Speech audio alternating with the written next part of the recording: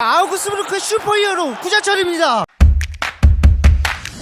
리그 34라운드 중에 절반을 치르고 찾아온 분데스리가의 겨울 휴식기. 팀은 강등권인 17위에 머무르면서 다시금 2부 리그로 발을 내딛고 있는 상황이었어요. 특단의 조치가 필요했던 아우국은 프리미어리그에서 한 공격수를 임대 영입합니다. 구자철이 아무리 잘 뛰어도 이 폼을 받아줄 선수가 좀 필요했던 거죠. 그리고 이 선수가 훗날 아우구스부르크의 역사에 한 페이지를 작성하게 되는데 그의 이름은 바로 동원 참치로 불리우는 지동원 선수가 프리미어리그 썬더랜드에서 이적을 하게 된 거였죠. 이때 지동원 선수가 어떤 상황이었냐면 썬더랜드가 당시 최강팀 중에 하나였던 맨시티를 잡는 기적을 일궈내는데 그때 이제 극장골을 넣은 선수가 바로 지동원이었죠. 뽀뽀를 받고 독일로 넘어온 지동원. 정말 뜻밖의 이적이었습니다. 한편으로 또 기대되는 이적이기도 했죠. 당시 이제 썬더랜드에서 입지가 확실하지 않은 선수였기 때문에 또 이렇게 구자철 선수가 자리매김하고 있는 그런 클럽에서 한국 선수들이 나란히 뛸 수 있다라는 사실이 선수들에게도 굉장히 시너지를 이끌어낼 수 있는 그런 이적이 아니었나 싶습니다. 다만 이제 뭐 바로 직전에 올림픽에서도 지동원 선수와 구자철 선수가 굉장히 좋은 케미를 보여줬던 기억이 있었기 때문에 또 이런 부분에 있어서도 고려가 된 이적이 아닌가라는 생각이 듭니다. 그래서 이제 겨울 휴식기가 끝나고 나서 한국 시간으로 이제 1월 21일 분데스리가 18라운드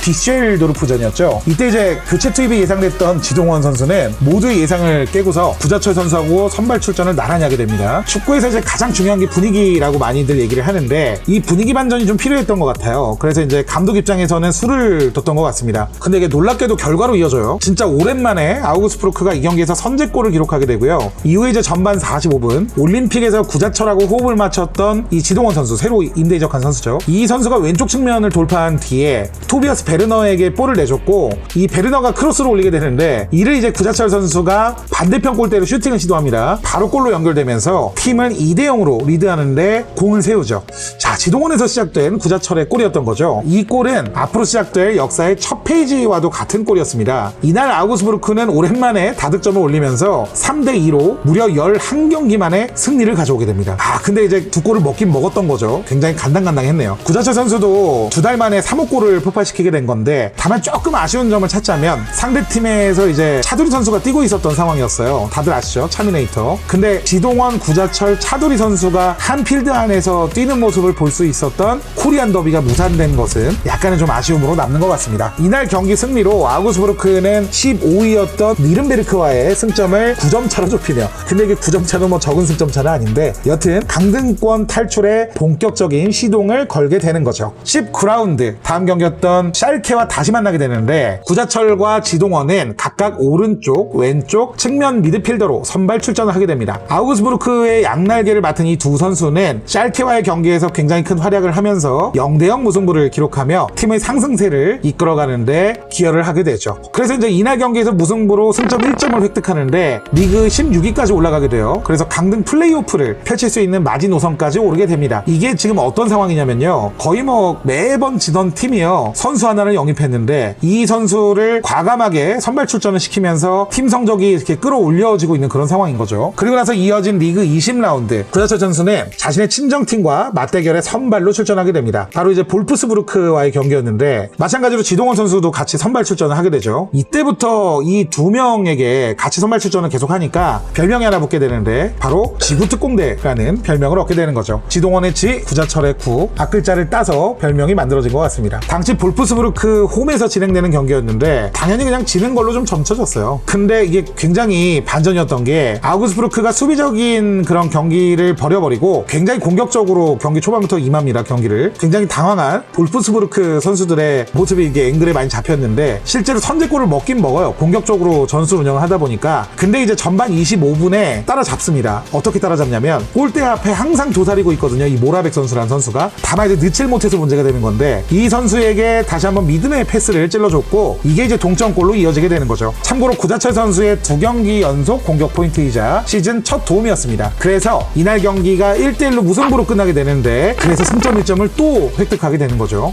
자, 이제 겨울 휴식기 끝나고 나서 패배가 없습니다. 일단 기존의 팀과는 뭐 거의 뭐 다른 수준의 그런 분위기를 보여주고 있는 상황이었는데 그 중심에 이제 구자철과 지동원 선수가 있었다라는 거죠. 이어진 21라운드 마인츠전 지구특공대는 나란히 선발 풀타임을 기록하며 또다시 무승부를 거뒀습니다. 이기진 못하더라도 지지 않겠다라는 것이 당시 아우구스부르크 선수들의 투지로 굉장히 많이 느껴졌던 것 같아요. 자, 그래서 지구특공대 이후 아우구스부르크는 1승 4무로 좋은 성적을 거두면서 뭔가 될 것 같다라는 기대를 계속 모으고 있는 상황이었죠. 이어진 22라운드, 과거 손흥민 선수가 뛰기도 했던 레버쿠젠전이었죠. 이때 이제 분위기 자체가 좀 올라가고 있는 상황이기 때문에 당연히 지구특공대가 선발 풀타임을 소화하게 되고 이 경기에서 아쉽게도 좀 져요. 1대2로 패배를 기록하게 되는데 뭐 그렇게 우울하지는 않았던 걸로 기억이 납니다. 왜냐면 조금만 더 해보자라는 분위기가 분명히 팀 안에서 존재했었고 이 경기 또한 뭐 너무 막연하게 지거나 무기력하게 지거나 그런 느낌은 아니었기 때문에 다음 경기에서 뭐 좀 잘하면 되지라는 분위기가 또 느껴졌던 경기로 기억이 됩니다. 자, 다음 라운드 어땠을까요? 23라운드 호펜하임전이었죠. 지구특공대는 뭐 마찬가지로 당연히 선발 출전하는데 이제 이때 당시 분위기는요, 지구특공대를 양쪽에 선발로 받고 나머지 선수들을 감독이 고르는 그런 느낌이었다고 생각을 하시면 될 것 같습니다. 중계를 하는 방송국 입장에서도요, 거의 뭐 항상 왼쪽 상단에 보시면 누구누구 선발, 이 한국 선수들이 뛰는 팀에는 그런 자막을 넣어주는데 아마도 뭐 방송국에서 미리 자막을 넣고 시작하지 않았나 이런 생각이 좀 듭니다. 자, 이 경기에서 두 선수의 움직임이 또 예사롭지 않았죠. 분위기를 좀 타고 있는 상황이어서 그런지 전반 내내 구자철은 볼을 뿌려주고 지동원은 그 뿌린 볼을 받아서 때리고 이런 뭐 나름의 핑퐁을 계속 반복하고 있는 상황이었어요. 그리고 이제 이런 노력들이 결실을 맺게 되는데 전반 44분 오스트로 졸렉 선수가 좌측에서 크로스를 올려주고 이 골을 지동원 선수가 넘어지면서 오른발 논스톱 슈팅을 때립니다. 이게 바로 골로 연결되면서 지동원 선수의 임대 이적 후 일종의 뭐 분데스리가 데뷔골이죠. 6경기 만에 골을 기록하게 되는 쾌거를 이룹니다. 이렇게 분위기를 잡은 아우그스부르크가 1대0으로 이제 전반전을 마무리하게 되는데 이후 이어진 후반전에서 뭐 동생도 했는데 나도 뭐 약간 이런 생각을 했었던 걸까요? 이 구자철 선수도 후반 34분에 좌측에서 볼을 몰고 가다가 샤샤 멜더스 선수에게 스루 패스를 찔러줬고 그리고 이제 멜더스 선수가 골을 기록하면서 아우그스부르크의 두 번째 골로 이어집니다. 구자철 선수의 시즌 2호 도움이자 3경기 만의 공격 포인트였습니다. 그래서 이날 경기는 아우그스부르크의 승리로 끝나게 되는데 이 승리는 5경기 만의 승리이자 강등권 탈출을 향한 불씨를 다시 지핀 경기와도 마찬가지였죠. 그래서 무려 승점 3점을 추가한 아우그스부르크는 호펜하임을 밀어내고 리그 무려 16위로 올라서게 됩니다. 분데스리가 승강 규정에는요, 리그 16위 팀이 2부 리그 3위 팀과 플레이오프를 치러야 되는 규정이 있습니다. 그래서 이제 최소 15위를 확보해야, 혹시 질지 모르니까요, 15위를 확보해야 이제 분데스리가에 잔류하게 되는 그런 안정권에 들어가게 되는 상황이었는데 여튼 뭐 16위까지 올라갔으니까 고지가 멀지 않게 된 거죠. 이어진 24라운드 베르더 브레멘전, 구자철 선수는 후반 40분까지만 뛰었고요. 지동원 선수는 풀타임을 소화합니다. 이날 이제 지구특공대에는 공격 포인트를 기록하지는 못했는데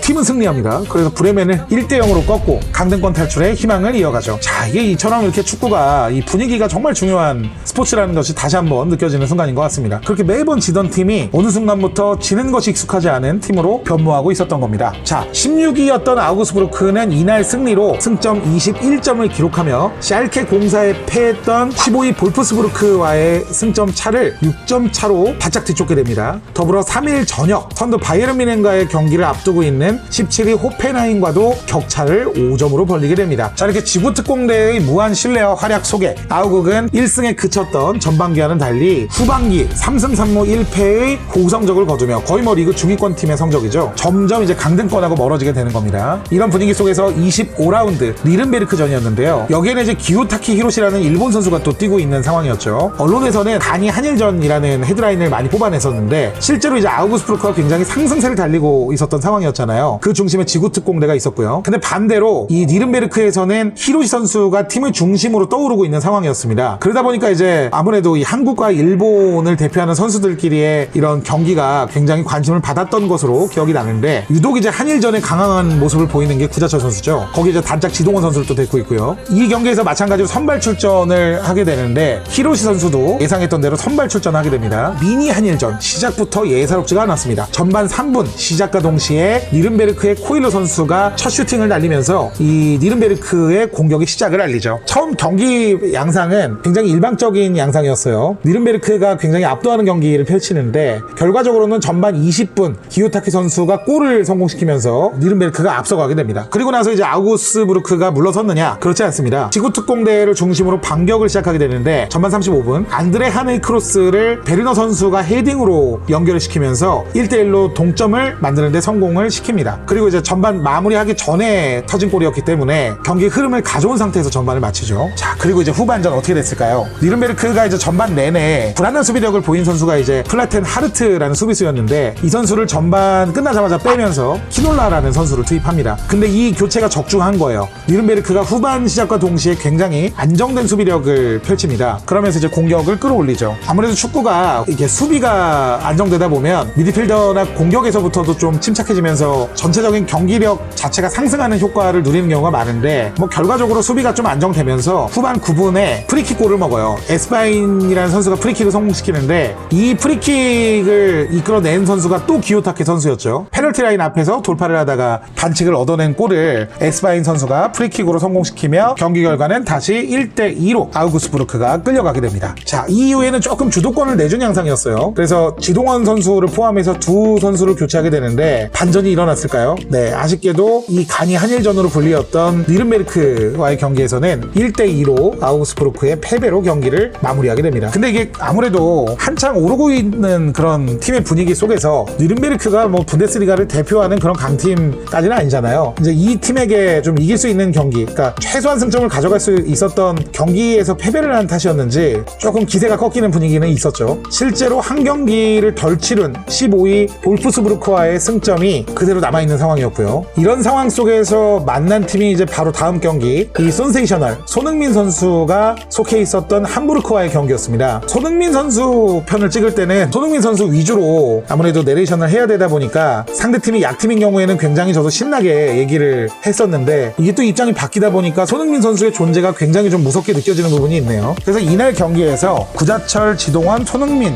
이 세 선수가 모두 선발 출전을 하게 되는데